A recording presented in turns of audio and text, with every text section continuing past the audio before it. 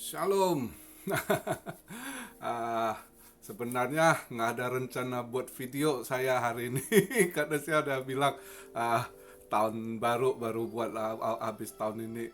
Tapi karena ada kejadian juga soal cryptocurrency, ada yang nanya ya, termasuk saudara David Tarigan juga nanya ah, soal XRP yang kena ban ya.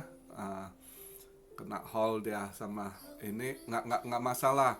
Jadi makanya saya buat video ini untuk ngejelasin gitu biar lebih clear. Dan uh, pertama mungkin ada sebagian yang nggak mau dengar soal investasi, tapi kali ini saya buat video ini uh, jelas untuk saya jelaskan uh, uh, kenapa harus investasi. Begini ya, pada dasarnya uh, saya tuh pengennya anak-anak muda di Indonesia tuh udah sadar akan investasi. Tuh, apalagi umat-umat Kristen, anak-anak Tuhan ya, harus ngerti gitu investasi, ya kan. Jadi uh, manajemen finansial kita, keuangan kita manage gitu ya. Uh, jadi saya orang yang percaya kalau kita bisa manage finansial kita, keuangan kita tuh, orang itu asal kamu nggak tamak, kalau kamu yang hidup di dalam Tuhan nggak bakal korupsi ya, misalnya yang kerja gitu ya. Termasuk sebab banyak problem termasuk di kekristenan ya. uh, Banyak yang uh, ribut soal keuangan perpuluhan ini itu ya kan. Termasuk banyak pendeta-pendeta yang saya jujur, saya lama dulu di Amerika saya nggak mau ke gereja orang Indo. Saya udah lama nggak ke gereja orang Indo karena banyak, tidak semua tapi banyak pendeta saat itu yang di Amerika gitu, banyak yang selalu tiap hari yang diomongin persembahan perpuluhan ya kan. Jadi lihat lagi kejadian sekarang, kondisi krisis gini, kalian boleh lihat itu banyak website banyak yang ngomong sih agama tapi selalu di bawah donasi ini donasi itu, donasi terus yang ditanyakan. Ya ada sih kalau kita lihat yang memang yang benar ya bisa kita donate gitu ya kan, bisa diberi donasi. Tapi banyak juga yang memanfaatkan ya, dengan menjual agama juga mencari dana. Ada oknum, kita tak, jadi itu pinter-pinter kita. Nah itu salah satu yang saya mau inginkan, umat-umat tuh harus sadar investasi. Malah ada yang lucu, saya lihat ada yang buat video, ada uh, uh, channel lain saya pernah lihat gitu, dia ngomelin, dia bilang di Indo ada yang pendetanya main saham, invest saham. Buat saya sih nggak ada salah kalau pendetanya asal dia bukan trader ya, bukan kalau dia invest dana reksa atau dia invest panjang gitu, why not. Ya, pendeta juga manusia. Malah saya suka kayak gereja saya sekarang, pendeta saya selama pindah kemari ke Jepang udah 4 tahun, saya balik ke Jepang.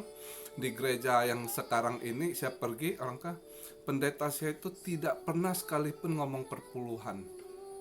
Ya kebetulan dia orang mampu, karena dia orang uh, anak laki satu-satunya ya, dia mungkin dia ada peninggalan inilah, dapat warisan orang tua.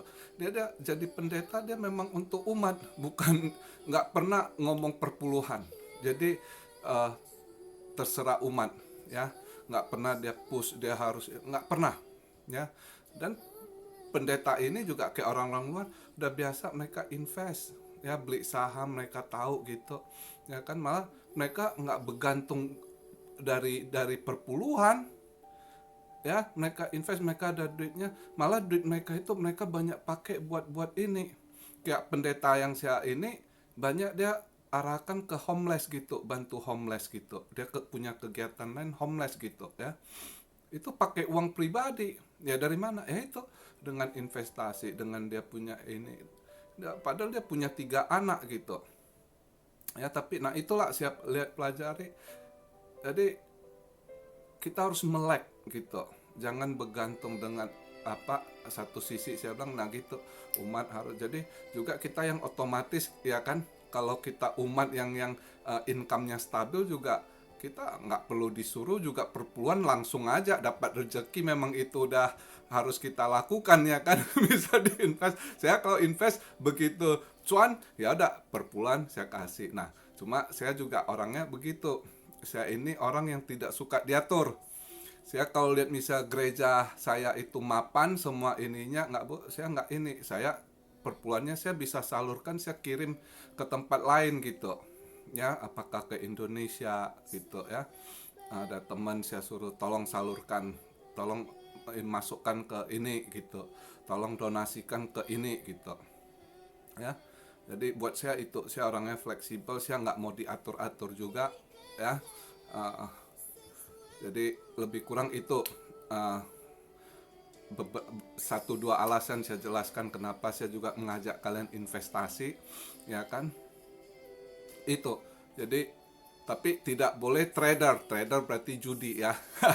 Tapi kalau invest taruhlah invest belajar atur finansial ini saya juga baru bertobat baru belajar belakangan 10 tahun ini ya saya dulunya juga seorang penjudi yang nggak ngaco ini itu banyaklah saya punya disease penyakit saya kan nah setelah saya tobat saya juga diajarin gitu ya nah baru saya manage puji Tuhan apapun saya lakukan saya doa saya minta penyertaan Tuhan ya untuk sekarang sampai saat ini ya semuanya sesuai rencana gitu ya ya tidak kaya tapi at least keuangan saya jadi stabil gitu ya saya nggak ini ya dengan investasi kecil kita manage hidup kita lihat uh, apa yang kita rencanakan sesuai atau enggak dan selalu sertakan Tuhan dalam rencana kita jadi kadang ada yang tidak sesuai Tuhan arahkan itu nanti kadang kita pikir loh kok begini kok hasilnya bukan gagal kadang ada rencana yang lain gitu. Oke, nah singkat saya cuma explain ini, saya jelaskan sedikit niat saya kenapa saya sering ngomong investasi itu, ya kan. Nah, uh, untuk yang nanya ada 2-3 orang ngirim WA, terus ada yang saudara David Tarigan yang buat komen di YouTube ya kan nanya XRP gimana. Nah XRP ini tahan aja bro. Nggak masalah itu. Jadi gini, saya jelaskan sedikit. Sebenarnya kalau di Indo tuh saya lihat yang update, yang ngerti itu apa kemajuan yang selalu ini Mardigu Wowik ya. Kalian boleh lihat situs dia. Dia ini seorang yang pinter, yang upgrade terus. Dia tahu arahnya kemana gitu. Ya. Jadi kemarin saya lihat dia ada buat juga yang ulasan target 2030 itu. Nah, itulah sebenarnya yang terjadi. Nah, jadi saya lihat di Indo tidak ada yang bahas, tidak ada yang ngerti. Cuma Mardigu Wowik buat itu, dia ngerti itu satu poin. Orang bisa lihat future gitu ya, dan dia tahu apa. Berarti Mardigu Wowik ini juga saya salut koneksinya ya. Dia punya koneksi, dia tahu apa di luar terjadi gitu ya. Nggak kayak yang lain-lain pejabat nggak ngerti. Maka kalau kalian mau pinter, lihat yang begitu-gitu ya, tonton yang gitu-gitu untuk mengedukasi kalian. Jangan lihat yang kayak Rocky Gerung atau Fadli John itu percuma. Buat kalian emosi yang ada sial, nggak ada apa yang kalian dapat gitu ya. Nah, mau belajar tuh kayak Mardigu Wowik itu kalian harus banyak belajar nonton konten-konten begitu yang memberikan wawasan ya. Nah, memang benar apa yang dikatakan Mardigu Wowik itu 2030 memang ini semua udah direncanain globalis ya. Nah, globalis udah rencanakan semua ini semua udah di planning dari awal gitu ya. Makanya kalian lihat saya kenapa saya dari belakangan semenjak saya berpikir saya suruh kalian belajar invest, belajar ngerti platinum, ngerti perak, silver, saya jelaskan sedikit gitu ya. Nah, terus cryptocurrency ya. Karena itu udah mereka rencanakan mau mereka ganti itu ya. Dolar mau mereka jatuhkan gitu ya. Mereka tidak mau dolar dominasi lagi world transaction ya. Jadi termasuk minyak, kalian lihat kenapa minyak, terus kenapa mereka buat green ya kan. Apalagi kalau Amerika, mereka ini kita belum tahu Biden atau Trump ya. Memang kalau secara ini belum jelas tuh ya, announce-nya ya. Kalau Biden menang, tetap dia support globalis yang menuju green. Nah, energy drink green ya kan, terus clean energy ya. Nah, itu semua itu apa yang ditargetkan? Tambang ya, metal ya. Nah, makanya saya ajarkan platinum, kalian harus belajar invest. Kenapa? Nah, itu di situ ke depannya ya. Karena mereka tidak mau Amerika dominasi lagi, maka minyak dijatuhkan. Kata minyak tinggal 30 tahun lagi udah habis ini itu sebab bullshit. Minyak sebab masih cukup, cuma mereka tidak mau minyak lagi. Kenapa? Karena minyak namanya petrodolar ya, di minyak. Nah, petrodolar ini putaran untuk kalian mau beli minyak itu harus pakai itu 40% loh dominasi dolar ya. Nah, maka mereka untuk patahkan itu, mereka tidak mau pakai minyak lagi ya, oil. Jadi mereka arahkan ke baterai. Itu salah satu udah mereka ini. Dan terus mata uang, lihat tuh udah jalan ke cryptocurrency kan. Nah, dulunya mereka nggak, Bitcoin mereka nggak ini ya kan, nggak gitu. Nah, belakangan lihat nih, apalagi waktu krisis ini, sentral bank semua pada behind the scene, di belakang itu Bitcoin ya, petingginya itu Bitcoin. Tapi itu Bitcoin juga sementara, kalau saya lihat ini satu tool aja. Karena Bitcoin yang kuat, kedepannya itu nanti itu Ethereum ya, Litecoin. Jadi itu mau mereka tukar. Jadi lambangnya itu nanti itu Bitcoin itu seperti jadi lambangnya emas, Litecoin itu silvernya ya. Ethereum itu nggak tahu saya dia mau kategori rhodiumnya atau platinumnya atau palladiumnya, kira-kira gitu mereka set up nanti ke depannya 10 tahun ke depan atau apa. Sekarang lagi proses ya. Nah, makanya saya kenapa suruh kalian belajar itu.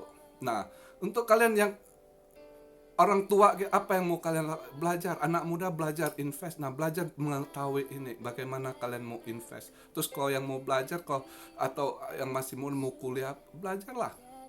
Kalau kalian orang fisik, belajarlah jadi chemical engineering atau chemical science. Itu future, untuk future ya, kalau kalian kuat di fisik. Nah, kalau kalian yang ekonominya pas-pasan, mau sekolah kemana, nggak ini, tapi knowledge ke masuk SMK belajar pertambangan. Kenapa? Karena kedepannya itu pertambangan butuh banyak tenaga. Sedangkan di luar negeri orang banyak tidak minat pada pertambangan, maka nanti akan kekurangan tenaga ahli pertambangan. Nah, kalau kalian yang sadar di Indonesia, orang tua kalian sekarang yang jadi orang tua punya anak, itu arahkan. Kalau kalian ekonominya standar, ya masukkan anak kalian, kalau apalagi suka di pertambangan, belajar ya kan, belajar mining ya. Terus yang kalau kuat di fisika, belajar jadilah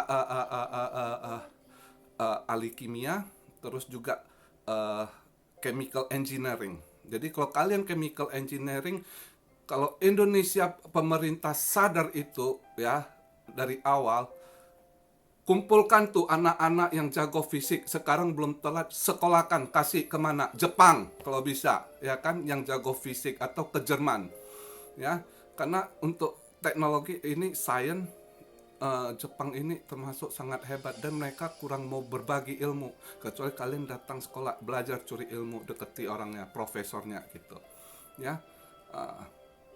Itu kalau pemerintah pintar. Jadi jangan harapkan ini mau bangun smelter aja nggak tahu ya kan. Dan ini saya kasih tahu, Indonesia kalau sadar, kalau pemerintah melek, kita itu bangsa yang ditarget. Kenapa? Kita punya tambang di semua itu target kita. Makanya jangan heran kedepannya kalau masih ada pejabat yang korupsi, oke lah ganti presiden nanti Jokowi bersih. Kedepan kita belum tahu eh, apakah negara kita masih dijajah, yang tanda kutip jajahnya ya begitu hasilnya dikuras ya, dengan dikuasainya para elit kita gitu. Saya rasa itu masih terjadi, kecuali kalau kalian generasi yang sadar akan itu, kalian mau bersatu, mau membangun. Nah itulah Madi Guwowic sadar akan ini, saya tahu sekali. Dia coba ini, tapi yang nggak tahu, tergantung generasi. Saya sih pesimis kalau lihat generasinya ya. Apalagi saya waktu lihat kemarin itu Bu Susi di wawancara Naswa, satu yang buat saya jadi pesimis itu saat Bu Susi ditanya gimana, Bu Susi langsung bilang I'm fail. This 5 years I'm fail. Dalam 5 tahun ini saya gagal. Saat dia jadi menteri, dia ngakui dia gagal. Karena nggak gampang lawan mafia itu, semua tekanan elit, semua jadi ribet memang. Baru saya jadi oh ya memang susah sekali Indonesia itu di ini, karena terlalu banyak hantu blaunya. Satu Jokowi untuk jujur percuma, menterinya yang lain yang nggak jujur, bawahannya kalau nggak percuma. Indonesia itu sulit benar ya. Cuma ya apa yang bisa saya sampaikan, saya sharing gitu untuk generasi kalian yang jadi orang tua, ibu-ibu ya kan, yang punya anak yang sekarang ini, ya arahkanlah ke sana future-nya ya. Atau belajar finansial, kalau yang jago finansial, belajar finansial jadi entrepreneur ya. Itu. Nah soal XRP, kalian jangan takut, karena ini saya sedikit cerita. XRP ini bukan perusahaan kaleng-kaleng ya. XRP ini juga belakangnya itu ya si globalis ini yang satu misi juga ya, satu misi juga. Mereka itu udah bagi-bagi. Kalau untuk go greennya si Elon Musk take care ya, dengan grupnya itu nanti mereka ini kan. Nah untuk finansial cryptocurrency ya termasuk si XRP ini ya. Jadi ketahuan kok negara-negara yang globalisnya udah kerjasama itu, kayak Arab ya kan, Jepang ini, itu XRP udah masuk, udah central banknya pakai XRP juga, trans ada ininya. Kalau Indonesia enggak, belum. Indonesia apapun lelet, dia lelet ya kan. Makanya untuk kalian yang agak, saya bilang kondisi sekarang ini jangan takut, kalian hold XRP-nya ya, karena XRP ini bukan cuma banyak kripto, lebih dari 100 kripto ya, banyak perusahaan yang buat. Tapi XRP ini dia punya ininya, jaringannya, netnya udah kuat. Jadi Ripple Company ini dia punya kerjasama udah kuat. Misalnya dengan MoneyGram aja, MoneyGram ini sudah cabangnya aja di dunia udah berapa gitu ya, dia kerjasama, belum dengan central bank. Jadi walaupun Amerika dia punya sekuritas band dia gitu ya, dia paling dia pindah negara kalau nggak ada kecocokan. Ini kan soal ini aja, istilahnya gender. Lo sebenarnya sebagai blockchainnya ini atau currency gitu kan. Kalau sekarang XRP kan kelihatan dia 2 kaki, dia main 2. Jadi istilahnya gini, saya kasih simpelnya. Ini sekuritasnya nanya, lu gendernya ini cowok atau cewek gitu. Lu mau jadi cowok atau cewek. Jangan jadi ACDC, jadi bencongnya gitu kan. Bisa kiri kanan. Nah, lu harus jelas satu gitu kan. Nah, jadi buat XRP ini, Ripple Company ini, dia lebih suka main di dua ini, ya kan. Kalau Amerika nggak, sekuritasnya nggak, dia pindah cari negara lain yang mau terima kondisi yang nggak ribet, dia standarnya gitu ya. Itu aja. Jadi kalian tahan aja. Saya kalau bisa beli, saya karena nggak ada akun, saya coba buka akun di Jepang untuk ini, belum dapat. Padahal kalau saya ada akun bisa ini, saya udah beli sekarang pas jatuh begini, udah saya beli, saya biarin aja gitu. Tunggu aja nanti, tunggu proses karena masih murah. Itu buat invest panjang ya. Jadi kalian buat invest tuh harus buat atau buat nanti 1 tahun aja gitu juga bagus. Nah, untuk kalian yang masih muda, tarigan dan yang lain yang main di kripto, kesempatan buat kalian. Cari lagi invest yang kripto yang murah ya, yang masih 2 sen gitu. Invest aja gitu ya. 2 sen gitu kalian invest aja 10 gram emas di sana gitu. Misalnya koin apa 10 gram 10 juta lah, anggap 1 gram sekarang emas 1 juta ya. Invest, cari dua jenis koin lagi. Kalau saya boleh kasih saran, VeChain satu ya, sama kalian cari satu lagi ya. Mungkin Elgrand bisa ya, 3 sen juga itu. Jadi cari yang 2 sen 3 sen, tapi kalian lihat dulu ya, dia bener-bener ini gitu ya. Taruh aja, mana tahu jadi ya kan. Itu pasti naik, cuma mau expect, jangan harap kayak mau Bitcoin, oh sekarang kayak 1 Bitcoin dah hampir 400 juta satu apa. Jangan harap ke sana, jangan mimpi anak muda. Tapi kalau kalian manage dengan benar, sekarang misalnya yang 2 sen ya, kamu beli VeChain 2 sen, kamu lempar 10-20 gram lah. Kalau saya anggap aja saya lempar 20 gram emas, 20 juta, saya beli 1000 koin kan. Kalau nanti, tapi VeChain ini jangan harap cepat. VeChain ini butuh putaran ekonomi nanti.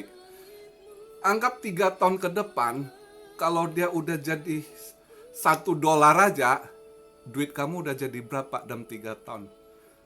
Itu berapa ratus persen naiknya. Ya. Apalagi kalau $10 satu koin. Nah, kalau anggaplah 10 juta 500 koin, kalau dia 2 sen sekarang VeChain itu ya.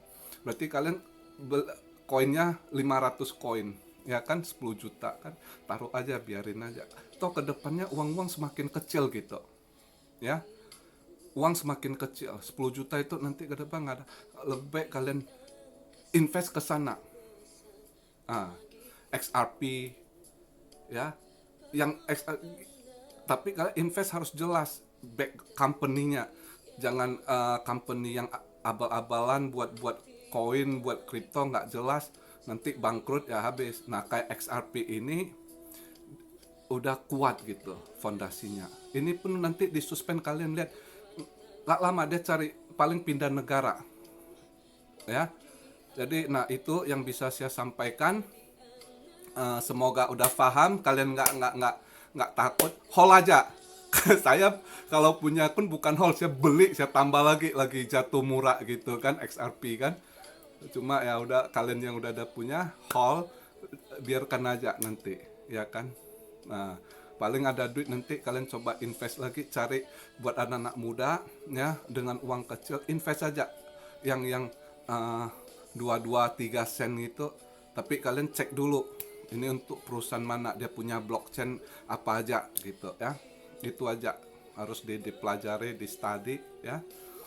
Oke, semoga kalian mendapat masukan yang baik hari ini ya. Dan apapun kita lakukan, doa ya. Apapun kayak minta petunjuk Tuhan, minta penyertaan Tuhan biar sukses gitu ya kan. Bukan saya cuma memberikan knowledge apa yang saya tahu, yang saya cari, saya berbagi knowledge gitu ya. Selebihnya kalian yang jalankan, tapi apapun kalian jalankan harus ikut sertakan Tuhan. Baru di sana ada berkat. Oke. Selamat tahun baru, sampai di video yang akan datang. Salam saya dari Tokyo. Tuhan Yesus selalu berkati. Amin. Haleluya.